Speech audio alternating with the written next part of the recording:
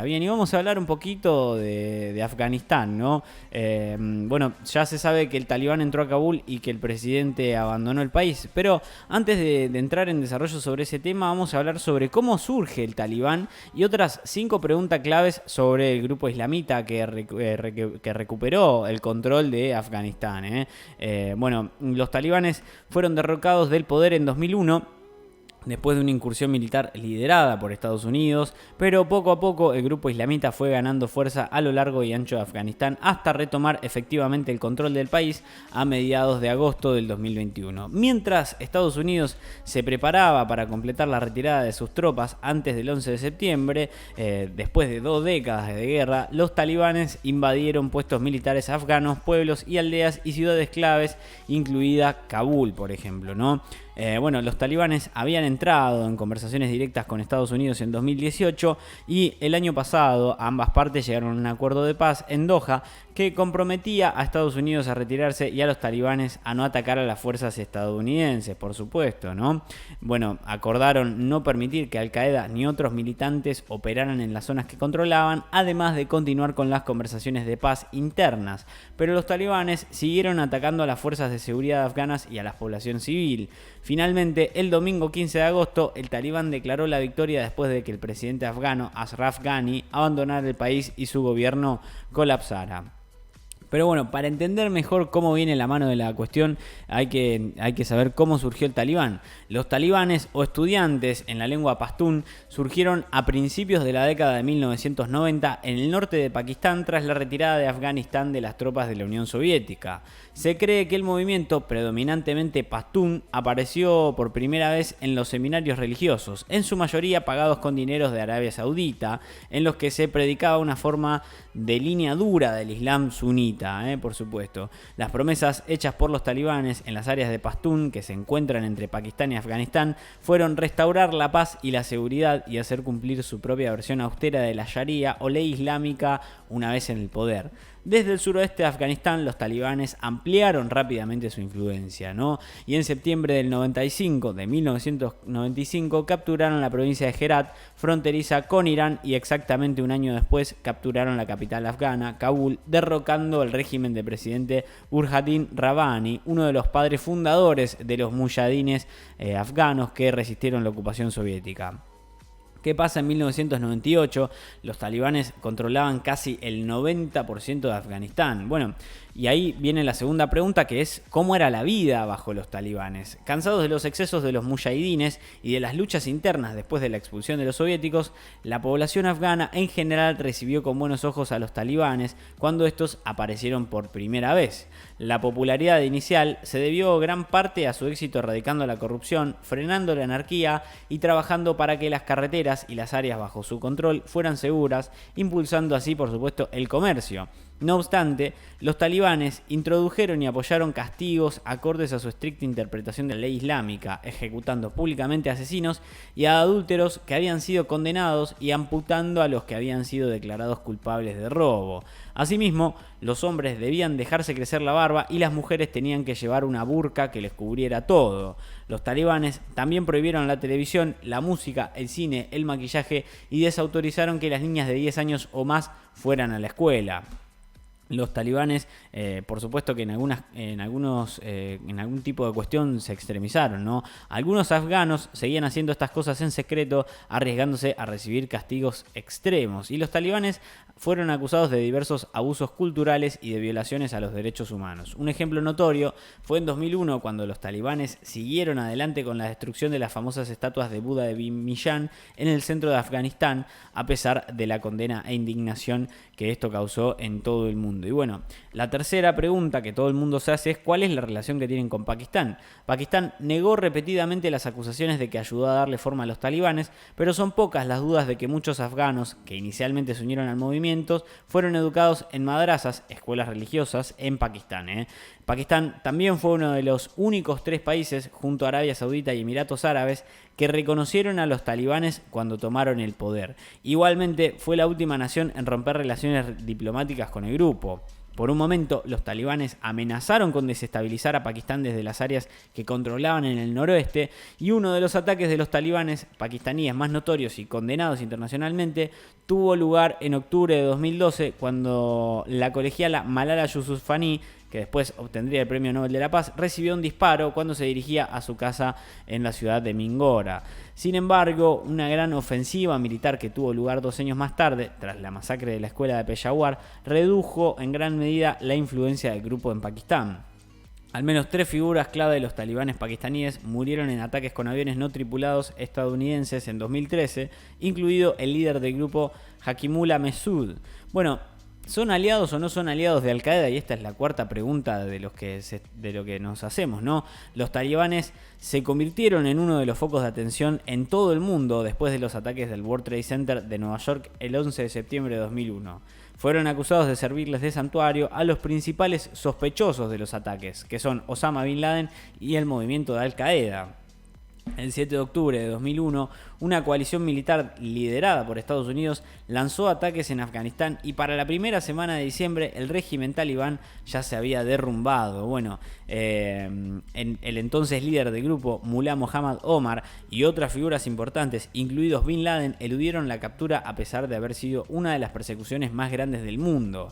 Según algunos informes, muchos altos dirigentes talibanes se refugiaron en la ciudad pakistaní de Quetta, desde donde guiaron al grupo, pero Islamabad negó la existencia de lo que se bautizó como el Quetta Shura en Pakistán, un grupo de veteranos del régimen talibán. Sin embargo, durante conversaciones de paz con Estados Unidos, los talibanes aseguraron que no albergarían de nuevo a Al-Qaeda, una organización que se encuentra muy disminuida. Y la última pregunta que se hacen todos es: ¿quién lidera el grupo? Maulawi Hibatullah de Akundasa fue nombrado comandante supremo de los talibanes el 25 de mayo del 2016, después de que Mullah Akhtar Mansur muriera en un ataque con aviones no tripulados estadounidenses. En 1980 participó de la resistencia islamista contra la campaña militar soviética en Afganistán, pero su reputación es más la de un líder religioso que la de un comandante militar. Akundasa trabajó como jefe de los tribunales de la Sharia en los años 1990 y se cree que tiene unos 60 años y vivió la mayor parte de su vida dentro de Afganistán. Sin embargo, según algunos expertos, mantiene vínculos estrechos con la llamada Quetta Shura, que son los líderes talibanes afganos que dicen tener su base en la ciudad pakistaní de Quetta. Como comandante supremo del grupo, Akundasa está a cargo de los asuntos políticos, militares y religiosos. Y bueno, la pregunta que se hacen todos es: ¿cuál es la situación actual de Afganistán? Bueno, a pesar de que hay graves preocupaciones de los funcionarios afganos sobre la vulnerabilidad del gobierno sin apoyo internacional contra los talibanes, el presidente de Estados Unidos, Joe Biden, anunció en abril de 2021 que todas las tropas estadounidenses habrían abandonado el país para el 11 de septiembre, 2 décadas después de los ataques al World Trade Center.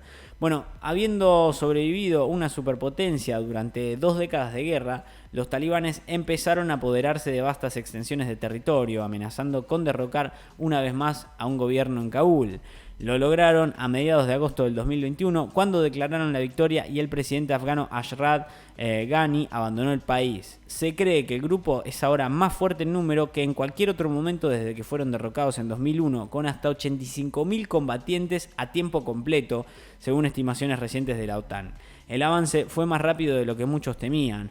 Bueno, y el general Austin Miller, comandante de la misión liderada por Estados Unidos en Afganistán, advirtió en junio que el país podría estar dirigiéndose hacia una caótica guerra civil, a la que llamó una preocupación por el mundo. Según informes, una evaluación de la inteligencia estadounidense realizada el mismo mes había concluido en que el gobierno afgano podía caer dentro de los 6 meses posteriores a la salida del ejército estadounidense.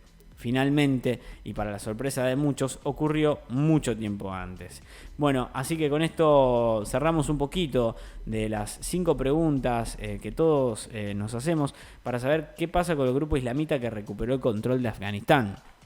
Y por otro lado también hablamos sobre el talibán que entra en Kabul y el presidente que abandona el país, ¿no? Porque ya se avisa que se retiran las tropas estadounidenses y los talibanes quedan al borde de una victoria en Afganistán, después de que este domingo entraran en la capital de Kabul y que se tome el palacio presidencial. El gobierno colapsó y el presidente Ashraf Ghani huyó al extranjero.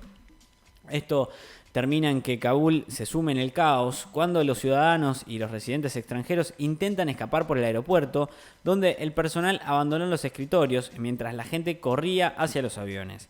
Las hordas de personas queriendo montarse en los aviones siguieron para hoy mismo, para el lunes y para también el martes.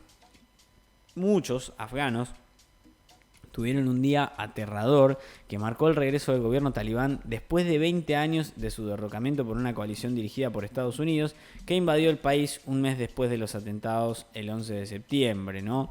Kabul fue la última gran ciudad de Afganistán que resistió la ofensiva de los talibaneses, iniciada hace meses, pero que aceleró con un éxito inusitado en muy pocos días.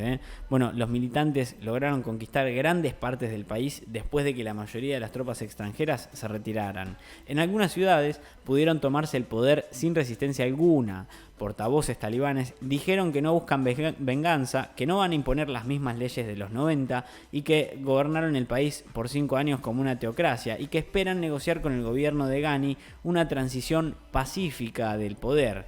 Bueno, lo que sí decía Joe Biden, defendió la retirada de las tropas, afirmando que una presencia estadounidense interminable en el medio del conflicto civil de otro país no tenía justificativo, que era injustificable de hecho.